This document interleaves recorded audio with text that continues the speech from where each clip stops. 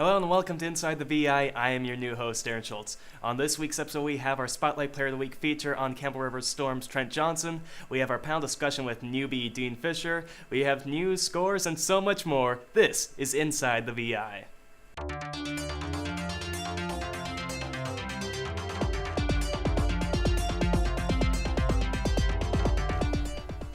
Again, welcome to Inside the VI. First, we're going to head things straight to news inside the VIJHL. The Nanaimo Buccaneers are one of the busiest teams at the December deadline.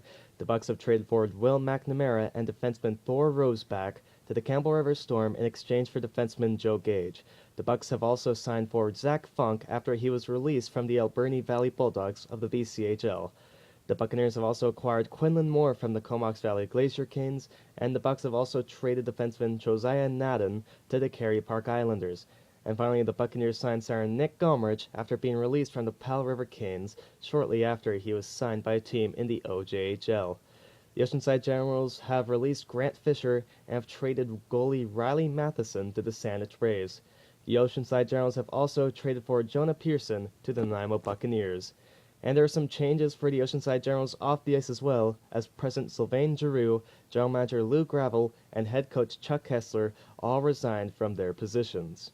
The Powell River Canes have signed Comox Valley Glacier King forward Mitchell Hawes, and speaking of Comox Valley Glacier Kings, they have acquired forward Colton St. John. The Victoria Grizzlies have signed West Shore Wolves forward Nick Genny, the Nanaimo Clippers have signed Saanich Braves forward Nick Guerra, and the Saanich Braves have released goaltender Jason Stewart. The Peninsula Panthers signed defenseman Sean Buchanan after being released from the Nanaimo Clippers, and that is all the news for this week in the VIJHL. Wow, that is a lot of news this past week in the VIJHL. We're going to have our panel to discuss it and analyze everything that went down. But first, we have a new panelist member to introduce to you guys, Dean Fisher. Dean, welcome to the show. Thank you very much. It's good to be here. Yep. First, we're going to start with our first question. A lot went down this past week with the December deadline looming. There are winners, there are losers, and we're going to join our other panelists, Madison Buden, live via satellite. Madison, who do you think were the winners this past December deadline? Thanks, Aaron. Today I'm going to be talking about the losers of the trade deadline, and that is the Peninsula Panthers. They only acquired one player, Sean Buchanan, and in their what I would call, dreadful season this year, they have not acquired anything that would give them more firepower to make a push for the playoffs. Very good point, Madison. I say that the team that won is a team that didn't really do much this past December deadline, and that was the Victoria Cougars. Over the last couple weeks and months, they haven't done really any moves at all, no major changes, so if it's not broken, don't try and fix it. And the Victoria Cougars are still first in the South Division. They are still first, well, not really first. They're battling the Campbell River Storm for first overall in the VIJHL. That's Mark Van Hooivert's confidence in his team. He's given the Cougars complete confidence, saying, I trust in you guys. You're my core. Let's go and win the VIJHL championship with this team. I have to agree, Aaron, but you have to look at what the Campbell River Storm have done in this December deadline, acquiring Will McNamara, Thor Roseback, Trent Johnson, and the big one that I'm looking at is definitely got to be Will McNamara. 9 points in the game against the Oceanside Generals, so it's definitely I have to say the Campbell River Storm. Just they want this, they want the VIJHL championship, and they made the acquisitions to go for that. And on the note of Will McNamara with 9 points, the Campbell River Storm beat the Oceanside Generals 17-1. So, Aaron, my question would be to you and Madison, is there a point in junior hockey where the coach should say, okay, it's time to stop scoring and play some defense? Madison, what's your take on it?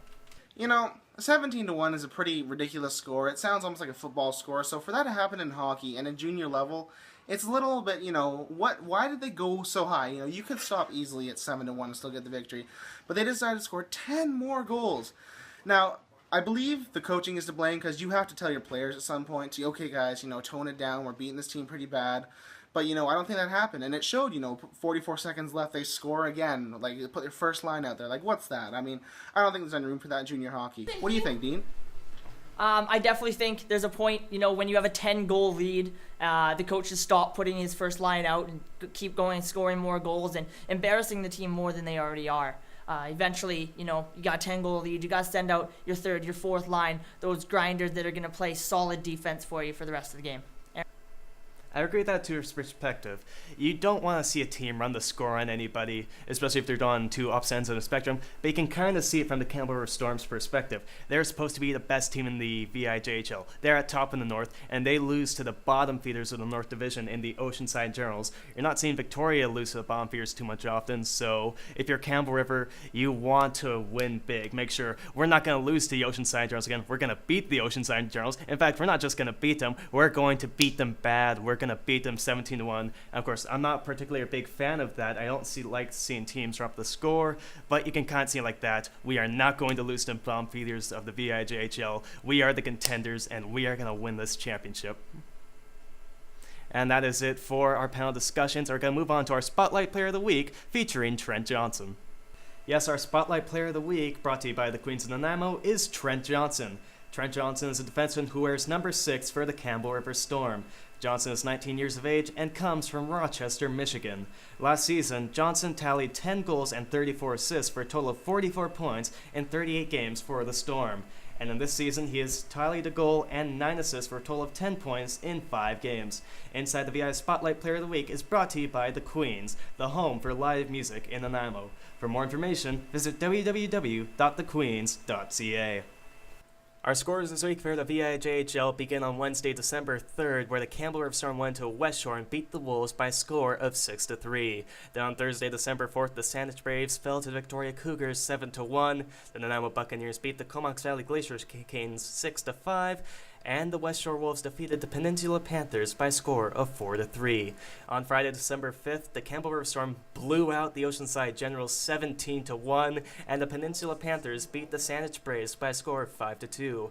On Saturday, we had 3 games on the board. The Campbell River Storm defeated the Comox Valley Glacier Kings 6-1. The Nanaimo Buccaneers defeated the Oceanside Generals 4-3, and the West Shore Wolves fell to the Kerry Park Islanders by a score of 5-2. On 2 games, Sunday, December 7th, the Victoria Cougars defeated the Peninsula Panthers 6-3, and the Kerry Park Islanders defeated the Comox Valley Glacier Kings 9-4. That's all the scores this week in the VIJHL. It is now time for our Where Are They Now segment, brought to you by Doug Routley, MLA Nanaimo North Cowichan. Our Where Are They Now Player of the Week is Adam Smith of the Nanaimo Buccaneers. Adam Smith is the first alumni from the Nanaimo Buccaneers to be interviewed by us. Here's our own Christopher Munns-Mikkelin with the interview. Yeah, thanks a lot, Aaron. I'm joined on the line by Adam Smith. Adam's an alumni for the Nanaimo Buccaneers. He's currently playing for the Miramichi Timberwolves. Before that, he was playing for the Battleford North Stars. So, Adam, first question for you. What was it like playing for the Nanaimo Buccaneers under Brad Knight, and what did you learn playing for him? It was a good experience. At that point in my career, kind of came back and started playing hockey again. You know, I wasn't playing big minutes in the Western League, and Brad really gave me a chance to kind of develop my offensive game in that sense, so it was a good experience that way. And Adam, you've played in a variety of different leagues, everything from the VIJHL all the way up through to the Western Hockey League. Speak a little bit about what the difference is between some of those leagues. I think coming down from the Western League, going back to any league, big thing is speed and the ability of players to think at that speed. And I don't know, VCHL is a totally different game than the Western League. And the Western League, you got guys that are going to step right out of that league and go right to the NHL and, you know, be strong players in the NHL. So it's big speed in thinking the game too. And as I mentioned in the intro, you're currently playing for the Miramichi Timberwolves. Before that, you were playing for the Battleford North Stars. So how is this current season going for you? Good. I traded to the Maritime League in Miramichi Timberwolves, and I've played 4 games so far, and I have 4 goals and 3 assists. So it was a good trade for me, and everything's going well here so far. Finally, Adam, where are you hoping that your hockey career is going to take you? I'm talking to a few schools already this year, and hopefully I'll go to school for a few years and try to go pro after that. But, just got to keep working hard, I guess. Thanks a lot, Adam. That is Adam Smith of the Miramichi Timberwolves. Adam is our Alumni Player of the Week, brought to you by Doug Routley, MLA for Nanaimo, North Cowichan. Our standings for the VIJHL this week as of Sunday, December 7th, include the Campbell River Storm up on the North Division with 51 points. In second, the Nanaimo Buccaneers have 36 points, and the Comox Valley Glacier Kings are in third place with 34 points, but do have note that the Nanaimo Buccaneers have 2 games in hand on Comox Valley. And last place in the North Division, the Oceanside Generals have 12 points.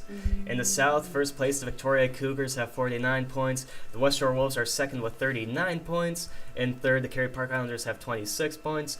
In fourth, the Saanich Braves have 21 points. And at the bottom of the South Division, the Peninsula Panthers have 15 points. And to note that our first team in the VIJHL have clinched a playoff spot, it is the Campbell River Storm, who's currently first in the North Division. That's the standings for this week in the VIJHL.